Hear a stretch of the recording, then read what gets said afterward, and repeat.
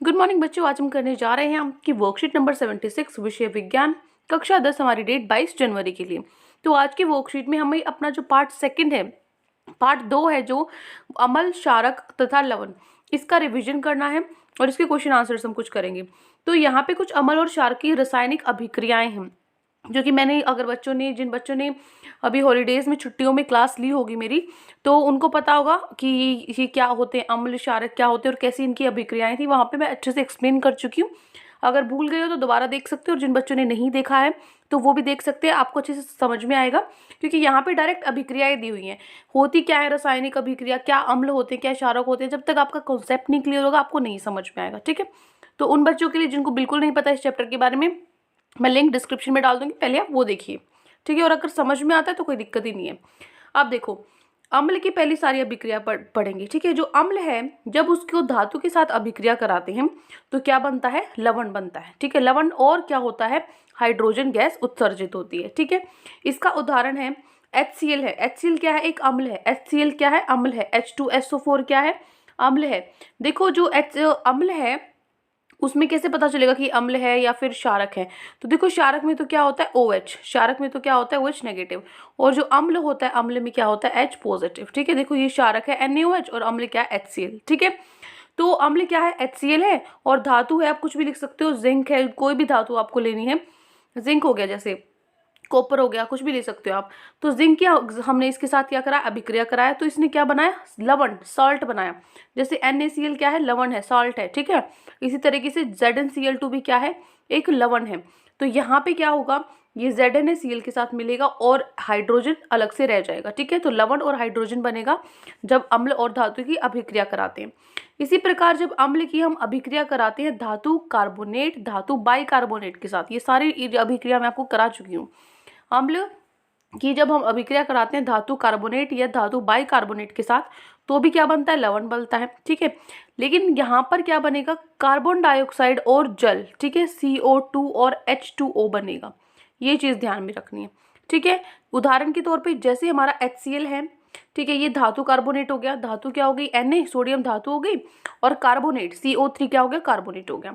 तो यहाँ से जब इनका अभिक्रिया होगा तो मैंने क्या बोला, लवण बनेगा। लवण क्या बन सकता है इसमें से, इधर से Na ले लो, इधर से Cl, NaCl लवण बन गया, और CO2 और वाटर बन गया, CO2 और वाटर बन गया। ठीक है, इसी तरीके से HCl है, NaHCO3 क्या है, धातु बाइकार्बोनेट, ये है हाइड्रोजन कार्बोनेट। ठीक है, तो यहाँ पे जो NaCl है, NaCl बनेगा, इधर से क्या बच जाता है, CO2, H2O तो बनता ही है हमारा। ठीक है, ये अगर आपको ये बेसिक पैटर्न याद हो गया ना तो आपको सारी चीज़ें याद हो जाएंगी। तो ये चीज़ें आपको याद करनी है कि अम्ल और धातु क्या मिलकर बनाते हैं, लवण और हाइड्रोजन बनाते हैं। अम्ल और धातु कार्बोनेट क्या बनाते हैं, लवण, कार्बन डाइऑक्साइड और जल बनाते हैं। ठीक है, ये सारी चीज़ें आपको याद करनी है, फिर कोई भी रिएक्शन आ जाए आप आराम से उसको कर सकते हो। उसके बाद अम्ल और क्षारक अगर आपस में अभिक्रिया करते हैं तो क्या बनता है, हमेशा लवण बनता है और जल बनता है, जिसमें आगे जाके हम पढ़ेंगे, जिसको हम एक रिएक्शन अभिक्रिया का इसका नाम देंगे, वहीं पे पढ़ेंगे। अब देखो, HCl इसका क्या उदाहरण हो जाएगा, HCl, NaOH, और लवण क्या हो जाएगा, NaCl। ठीक है, अम्ल क्या है, HCl है, और क्षारक क्या है, OH है ना इसमें, ये क्या है, NaOH क्षारक है, तो क्या बनता है, NaCl लवण बन जाता है और साथ में जल। ठीक है, उसके बाद है अम्ल और धातु ऑक्साइड। अम्ल क्या है, HCl, और धातु ऑक्साइड क्या है, CaO। लवण क्या बन जाएगा हमारा यहाँ पे, CaCl2, और जल तो हमारा बनेगा ही H2O। ठीक है, यहाँ पे लिखा ही हुआ है। जब धातु और धातु ऑक्साइड क्या बनाते हैं, लवण और जल बनाते हैं। ठीक है, फिर आता है क्षारक। क्षारक की अभिक्रिया देखो फटाफट से। क्षारक और जब धातु आपस में अभिक्रिया करते हैं तो लवण और हाइड्रोजन बनाते हैं। ठीक है, जैसे क्षारक है NaOH, धातु क्या है, जिंक, Zn, तो क्या बनाएंगे, लवण बनाएंगे Na2ZnO2, और साथ में हमारा हाइड्रोजन। अब देखो, क्षारक और धातु कार्बोनेट, धातु बाइकार्बोनेट अगर आपस में अभिक्रिया करते हैं तो कोई अभिक्रिया नहीं होगी। ध्यान से देना, ऐसे क्वेश्चन जरूर आते हैं। ठीक है, एक क्वेश्चन, क्षारक और जब धातु कार्बोनेट या धातु कार्बोनेट के साथ अभिक्रिया कराते हैं तो कोई भी अभिक्रिया नहीं होगी। ठीक है, और क्षारक और अम्ल की कराएंगे वो तो हम यहाँ पे पढ़ चुके हैं, अम्ल और क्षारक की कराते हैं तो लवण और जल बनता है। ठीक है, वही बनेगा यहाँ पे, लवण और जल, और यही वाला यहाँ पे, यही वाली अभिक्रिया सेम ही तो है। NaOH HCl क्या बनाएगा, NaCl और H2O। फिर क्षारक अगर अद्वितीय ऑक्साइड के साथ अभिक्रिया कराता है, CO2 है, CO2 आपका कराएगा किसके साथ, COH का होल ट्वाइस, वो क्या बनाएगा, लवण और जल बनाएगा। ये लवण हो गया, जल हो गया। ठीक है, अब देखो, तो आपको कैसे पता चलेगा किसी भी चीज़ में जो हाइड्रोजन गैस है? तो हाइड्रोजन गैस की अगर आपको उपस्थिति दर्शानी है कि किसी चीज़ में आपको देखना है कि हाइड्रोजन गैस है कि नहीं, तो आपको क्या करना है, एक जलती हुई मोमबत्ती गैस के पास लेकर जानी है। तो अगर पॉप की ध्वनि आती है, ठीक है, पॉप साउंड आती है, उत्पन्न होती है, तो इसका मतलब हाइड्रोजन गैस है। ठीक है, CO2 की जांच के लिए क्या करना पड़ेगा आपको, जो उत्पादित गैस है उसको चूने के पानी से प्रवाहित करने पर पानी है वो थोड़ा दूधिया हो जाता है। ठीक है, अधिक मात्रा में और ज़्यादा CO2 प्रवाहित करेंगे तो वो जो दूधियापन है वो गायब हो जाता है। इससे हमें पता लग जाता है CO2 का। ठीक है, आप देखो आज आपकी जो वर्कशीट है इसमें ऐसे 10 प्रश्न दिए गए हैं, दिख रहे हैं ना आपको। ये 10 क्वेश्चन आज आपको दिए गए हैं, 10 के 10 क्वेश्चन को हम एक एक करके हल करते हैं। तो स्टार्ट करते हैं फर्स्ट से। निम्नलिखित अभिक्रियाओं को पूरा कीजिए। ये आपको कुछ अभिक्रिया दी गई थी, इनको आपको पूरा करना है। तो पहले क्या है, Na2CO3 2HCl। तो यहाँ से क्या बनेगा, NaCl बन जाएगा, और क्या बनेगा, CO2 और H2 बनेगा। ठीक है, उसके बाद है, ये आपको मैंने बताया था ना कि जो कैल्शियम, जो आपका धातु है, जो कार्बोनेट है, मतलब जो अम्ल है, अम्ल के साथ क्या करेंगे हम, धातु कार्बोनेट है। देखो धातु कार्बोनेट है तो क्या बनता है आपका, लवण बनता है, CO2 बनता है, H2 बनता है। अगर आपको वो याद है ना तो आपकी सारी रिएक्शन हो जाएंगी फटाफट से। फिर है NaOH और HCl। तो यहाँ से क्या बनेगा, Na और Cl मिल गया, और क्या बच गया, H2O। ठीक है, H2O। उसके बाद CuO प्लस HCl, ये क्या बनाएंगे, क्या हो जाएगा, CuCl2 और H2O आपका अलग से बनेगा। और Zn को जब NaOH के साथ कराएंगे, ये क्या है, देखो ये क्षारक है और ये क्या है, धातु है। पता लग रहा है ना अब आपको देख के। ठीक है, तो NaOH है जो, यहाँ से ये क्या बनाएगा, Na2ZnO2, और साथ में हाइड्रोजन गैस है जो वो उत्सर्जित होगी। ठीक है, ये हो गया प्रश्न नंबर 1। प्रश्न नंबर 2 है, अंडे के छिलके को नाइट्रिक अम्ल HNO3 में डालने से क्या होगा। ध्यान से देखो, अंडे के छिलके को नाइट्रिक अम्ल HNO3 में डालने से क्या होगा। तो जब हम अंडे के छिलका है, जो अंडे का छिलका कैल्शियम कार्बोनेट से बना होता है। जब नाइट्रिक एसिड, ठीक है, ये बेटा क्या है, एसिड है। जब नाइट्रिक एसिड को अंडों में डाला जाता है तो इसके परिणाम स्वरूप कैल्शियम नाइट्रेट और कार्बन डाइऑक्साइड गैस बनती है। क्या बनेगी, ये देखो कैल्शियम नाइट्रेट है और ये क्या है, कार्बन डाइऑक्साइड गैस। तो जब हम अंडे के छिलके को क्या करेंगे, HNO3 में डालेंगे, नाइट्रिक अम्ल में डालेंगे, तो क्या होगा, आपका जो कैल्शियम नाइट्रेट है और कार्बन डाइऑक्साइड बनेगा। ठीक है, ये हो गया क्वेश्चन नंबर 2। प्रश्न नंबर 3 है, आप देखो, HCl अम्ल व धातु की अभिक्रिया के दौरान निकलने वाली H2 गैस का परीक्षण किस प्रकार कर सकते हैं। कैसे पता चलेगा H2 गैस का, आपको अभी अभी मैंने बताया था पॉप साउंड, वही आपको लिखना है। हाइड्रोजन गैस की परीक्षण के लिए टेस्ट ट्यूब के मुंह के पास एक जलती हुई मोमबत्ती लानी है। यदि पॉप साउंड आती है तो निष्कर्ष निकल जा सकता है कि हाइड्रोजन गैस है। ठीक है, ये हो गया प्रश्न नंबर 3। फिर चलते हैं प्रश्न नंबर 4 पे। सोडियम कार्बोनेट में तनु HCl डालने पर आप तुरंत क्या देखते हैं। अगर सोडियम कार्बोनेट है आपका, ये रहा, सोडियम कार्बोनेट के साथ आप HCl डालते हो तो क्या होगा, ये तो अभी जो हमने करी थी, क्या, जो आपका धातु कार्बोनेट है उसको अम्ल के साथ करेंगे तो क्या बनता है, लवण, CO2 और H2O बनता है। यही चीज़ ये आपको याद होनी चाहिए। तो जब तनु HCl जो कि अम्ल है सोडियम कार्बोनेट क्षारक के साथ अभिक्रिया करता है तो यह उदासीनीकरण अभिक्रिया होती है। ठीक है, जिसमें क्या होता है, हमारा लवण और जो ये बनता है, जल बनता है। ठीक है, उदासीनीकरण अभिक्रिया होती है और इसमें CO2 गैस निकलती है। क्या होती है, CO2 गैस निकलती है। इसमें HCl हो गया, Na2CO3, क्या बना, NaCl, CO2 और H2O। ठीक है, ये हो गया प्रश्न नंबर 4। फिर चलते हैं प्रश्न नंबर 5 पे। तनु HCl में दानेदार जिंक डालने पर आप तुरंत क्या देखते हैं। HCl में जिंक डाला है हमने, जिंक है और HCl है, तो क्या बन जाएगा, ZnCl2 और हाइड्रोजन गैस बच जाती है, वो उत्सर्जित होगी। तो जब तनु HCl में दानेदार जिंक डाला जाता है तो जिंक क्लोराइड के साथ एक रंगहीन और गंधहीन गैस बुलबुले के साथ निकलती है, जो हाइड्रोजन गैस होती है। ठीक है, बुलबुले जो बन जाते हैं ऊपर, और ये रंगहीन मतलब कोई रंग नहीं होता और कोई इसके अंदर से खुशबू बदबू कुछ नहीं आती, गंधहीन होता है ये।